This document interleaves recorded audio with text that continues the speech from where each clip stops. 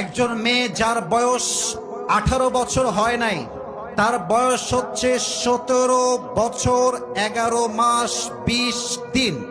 আমার প্রশ্ন সরকারের কাছে, আমার প্রশ্ন রাষ্ট্রের কাছে, আমার প্রশ্ন সমাজের আইনের কাছে, 17 বছর 11 মাস 20 দিনের মেয়েটা মাত্র 10 দিন পরে গিয়ে যখন 18 বছরে পার করে, 18 বছরে পা দেয়, তার এমন কি যোগ্যতা হয়ে যায় যে সে সেদিনই বিয়ে করতে পারবে, তার আগে সে বিয়ে করতে পারবে না? কেন?